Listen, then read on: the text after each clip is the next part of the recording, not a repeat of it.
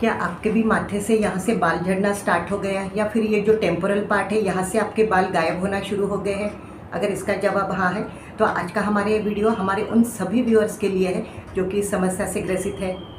Friends, पुरुषों में जब भी बाल झड़ते हैं तो अक्सर सामने के पार्ट से या फ्रंटल पार्ट से इनके बाल झड़ना स्टार्ट हो जाते हैं, या फिर इस टेम्पोरल पार्ट से बाल झड़ते हैं। लेकिन महिलाओं में जब बाल झड़ते हैं तो एक साथ पूरे सर के बाल एक साथ इनके गिरना स्टार्ट हो जाते हैं, लेकिन पुरुषों में सिर्फ फ्रंटल और टेम्पोरल पार्ट से बाल झड़ना स्टार्ट होकर बाल्डनेस आता है। तो फ्रेंड्स, कभी कभी महिलाओं में भी फ्रंटल पार्ट से या फिर टेम्पोरल पार्ट से बाल झड़ते हैं, लेकिन उसका जो परसेंटेज है वो बहुत कम है। मैक्सिमम टाइम ये जो मेल पैटर्न बाल्डनेस है ये अक्सर फ्रंटल पार्ट से और टेम्पोरल पार्ट से स्टार्ट होता है। तो फ्रेंड्स, मैं हूँ आपकी doctor Sheetal Surkar and Ayurveda consultant, hair and skin expert. Friends, आज के हमारे इस वीडियो में हम देखेंगे how to treat frontal hair loss and temporal hair loss, और इसके साथ साथ आज के हमारे इस वीडियो में हम हमारे कुछ पेशेंट की पिक्स भी आपके साथ शेयर करने वाले हैं जिनको एकदम यंग एज में ही टेम्पोरल हेयर लॉस हुआ था और टेम्पोरल पार्ट में यहाँ के पार्ट में उनको बाल्डनेस आया था, लेकिन सही समय पर उन्होंने ट्रीटमेंट की जिसकी वजह से इनके टेम्पोरल पार्ट पर फिर से बाल आ गए और फिर से इनके बाल अच्छे घने बाल बन गए हैं। लेकिन सबसे पहले हम जानेंगे कि ये फ्रंटल हेयर लॉस या टेम्पोरल हेयर लॉस क्या होता है, ये किन कारणों से होता है और इसके लिए युवा पीढ़ी ने क्या प्रिकॉशंस लेने चाहिए, कौन से प्रिवेंशन फॉलो करने चाहिए जिससे कि इनका ये जो टेम्पोरल हेयर लॉस या फ्रंटल हेयर लॉस है उसको वो लोग डिले कर सकते हैं। तो सबसे पहले हम देखेंगे फ्रंटल हेयर लॉस क्या है। तो फ्रेंड, जैसे हमने अभी आपको बताया कि पुरुषों में हमेशा सामने के बाल गिरना स्टार्ट हो जाते हैं, फ्रंटल पार्ट से उनको हेयर लॉस स्टार्ट होता है, लेकिन महिलाओं की तरह इनमें एकदम फटाफट से इनके बाल झड़ते नहीं हैं। तो इनमें जो बाल झड़ते हैं तो बालों की जो फ्रंटल हेयर लाइन रहती है या ये जो टेम्पोरल हेयर लाइन रहती है यहाँ से इनके बाल झड़ते हैं, लेकिन धीरे धीरे करके बाल झड़ते हैं, एक एक लेवल हेयर लाइन की पीछे पीछे सरकती जाती है। इसीलिए शुरुआती तौर पर इन लोगों को ये जो हेयर फॉल रहता है, हेयरलाइन पीछे सरकती, इन लोगों को ध्यान में नहीं आता। लेकिन जब ये हेयरलाइन सरकते सरकते बहुत पीछे चली जाती है और यहाँ का पार्ट पूरा खाली हो जाता है इन लोगों का, तब कहीं जाके ध्यान में आता है कि टेम्पोरल पार्ट में बाल्डनेस आ गया है। और ऐसे वक्त में अगर सही वक्त पर ट्रीटमेंट शुरू किया जाए तो इस टेम्पोरल पार्ट पर फिर से बाल आ सकते हैं।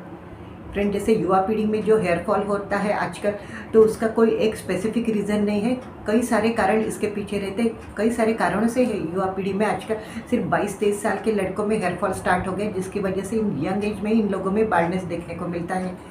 युवा पीढ़ी में जैसे स्ट्रेस लेवल बहुत ज़्यादा रहती है और इन लोगों में खान पान जो है वो पुरानी पीढ़ी से काफ़ी अलग हो गया है, क्योंकि आजकल की जो युवा जनरेशन है इनमें फास्ट फूड का ज़्यादा सेवन किया जाता है, प्रोसेस फूड का ज़्यादा इस्तेमाल करते हैं ये लोग।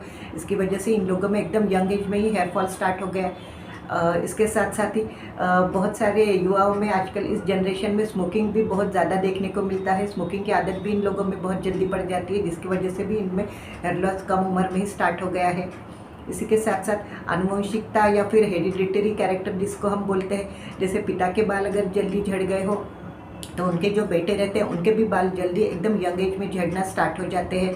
कुछ मेडिकल कंडीशंस रहती है जिसमें मेडिसिन के एडवर्स इफेक्ट के रूप में भी इनके बाल झड़ते हैं। इसी के साथ साथ युवाओं में फिजिकल एक्टिविटीज़ बहुत कम रहती है, कुछ ही रहते हैं जो जिम में वगैरह जाके एक्सरसाइज करते हैं। अन्य काफ़ी सारे ऐसे युवा हैं जिनमें की फिजिकल एक्टिविटीज़ बहुत कम रहती है।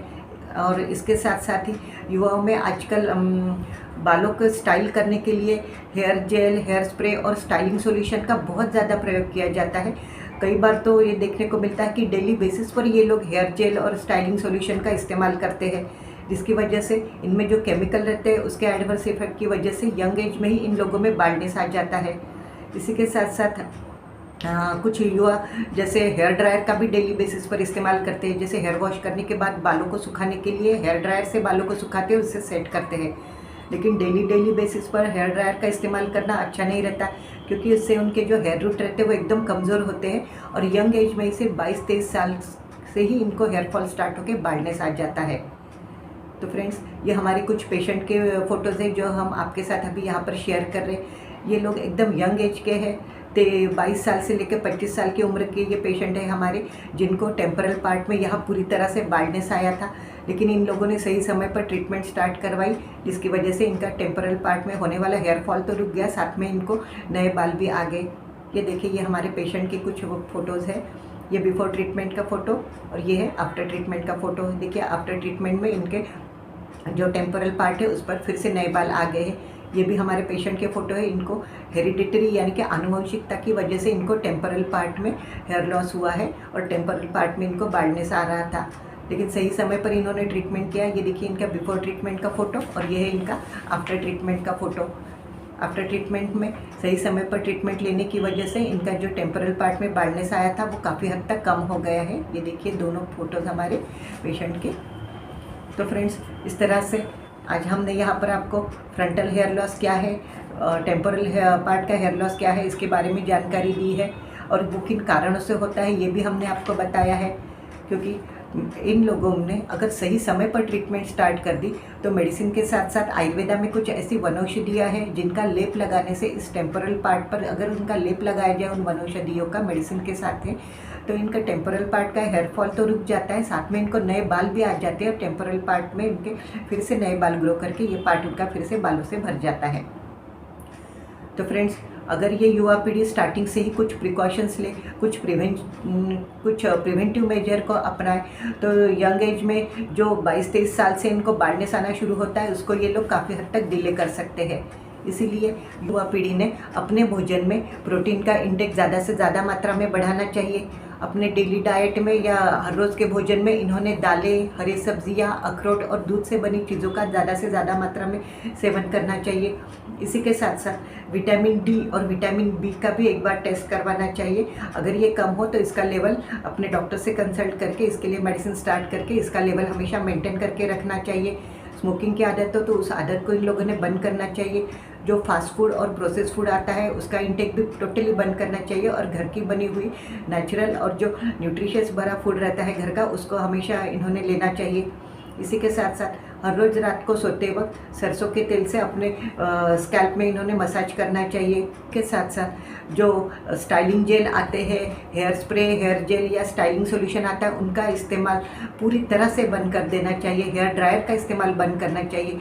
बहुत ही ज़रूरी हो, कोई फंक्शन हो तो ही इन्होंने हेयर ड्रायर का इस्तेमाल करना चाहिए, लेकिन ये जो डेली बेसिस पर इसका इस्तेमाल करने की आदत लगी रहती है इस आदत को पूरी तरह से बंद करना है, तभी जाके इनके हेयर रूट है वो स्ट्रांग रहेंगे और यंग एज में जो बाल्डनेस आना स्टार्ट हो गया उसको ये लोग डिले कर सकते हैं। तो फ्रेंड्स, आज का हमारा ये वीडियो अगर आपको अच्छा लगे तो आप इसे अपने फ्रेंड्स के साथ ज़रूर शेयर करें और हाँ, चैनल को लाइक और सब्सक्राइब करना ना भूलें। फ्रेंड्स, आपको चैनल को सब्सक्राइब करने से हमें मोटिवेशन मिलता है, जिसकी वजह से हम आपके लिए हर बार नए नए टॉपिक पर नॉलेजेबल वीडियो लेकर आ सकते हैं। इसीलिए आपका चैनल को सब्सक्राइब करना बहुत ज़रूरी है हमारे मोटिवेशन के लिए।